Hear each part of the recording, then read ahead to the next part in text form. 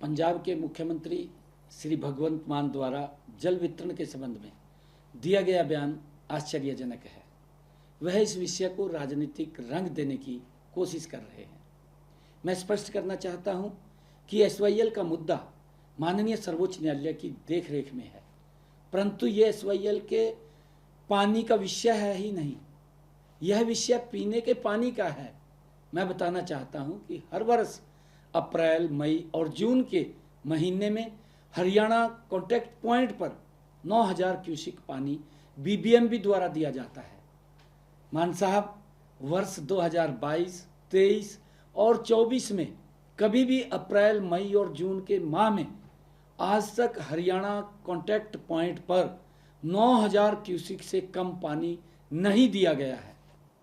जो पानी BBMB HCP पर भेजता है उसमें दिल्ली के पीने के पानी का हिस्सा 500 क्यूसिक है, राजस्थान के पीने के पानी का हिस्सा 800 क्यूसिक है और खुद पंजाब के पीने के पानी का हिस्सा 400 क्यूसिक है। इसी प्रकार हरियाणा के पीने के पानी का हिस्सा 6800 क्यूसिक ही रह जाता है।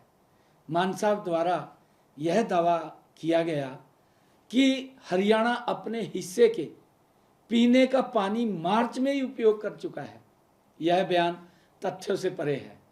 वास्तविकता यह है कि हरियाणा को अभी तक उसका पूरा हिस्सा प्राप्त ही नहीं हुआ है। पिछले एक सप्ताह में हरियाणा को केवल 4000 क्यूसिक ही पीने का पानी प्राप्त हुआ है, जो हरियाणा की कुल मांग का लगभग 60% है।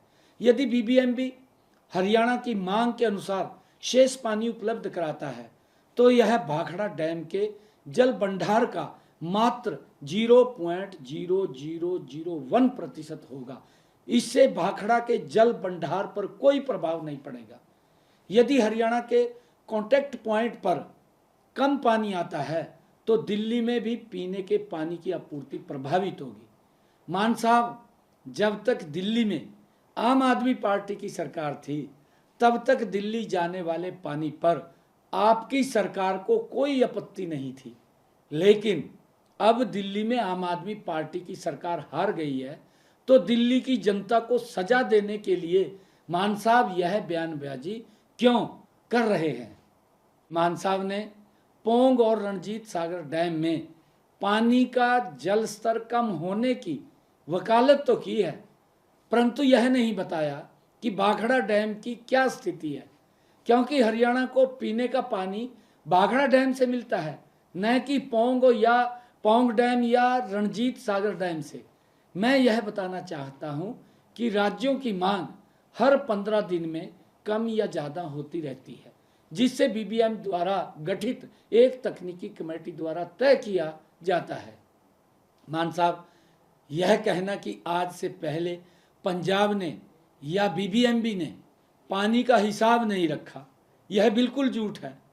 एक एक बूंद पानी का हिसाब बीबीएमबी के साथ साथ राजस्थान, पंजाब, दिल्ली और हरियाणा की सरकारों के पास हर समय रहता है। मान साहब, इस विषय पर मैंने 26 अप्रैल को स्वयं फोन पर आपको बताया था कि बीबीएमबी की टेक्निकल कमेटी ने पंजाब, हरियाणा, दिल्ली और राजस्थान को पानी छोड़ने का जो निर्णय 23 अप्रैल को लिया था उसके क्रियान्वयन में पंजाब के अधिकारी आनाकानी कर रहे हैं। उस दिन मान साहब आपने आश्वासन दिया था कि शाम तक पानी छोड़ देंगे और आपने मुझे यह भी कहा था कि आप मुझे फोन पर बधाई भी देंगे। मान साहब, परंतु अगले दिन 27 अप्रैल को दोपहर 2 बजे तक पंजाब के अधिकारियों ने कुछ नहीं किया, बल्कि हरियाणा के अधिकारियों के फोन तक नहीं उठाए। इस पर मैंने अगले दिन आपको पत्र लिखकर इन तथ्यों से अवगत भी कराया है, परंतु मैं हैरान हूं कि 48 घंटे तक पत्र का जवाब देने की बजाय मान साहब आपने एक वीडियो जारी की और आपने राजनीतिक स्वार्थ के लिए तथ्यों को दरकिनार करते हुए हरियाणा के लोगों को भ्रमित करने का प्रयास किया है। मान साहब, हमारी संस्कृति में है कि अगर हमारे घर पर कोई भी व्यक्ति आता है तो पानी पिलाकर हम उसका स्वागत करते हैं। मैं इसलिए आपसे अनुरोध करता हूं कि आप अपनी दलगत राजनीति से ऊपर उठकर हरियाणा को पीने का पानी उपलब्ध कराएं।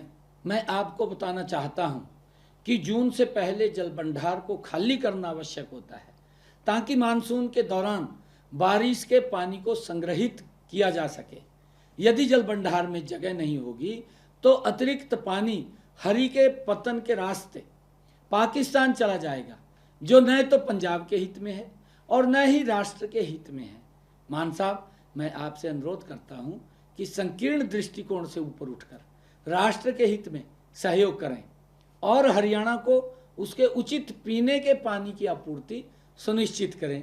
मैं आपसे यह अपील करना चाहता हूं। इस खबर पर अपनी राय हमारे कमेंट बॉक्स में जरूर दें।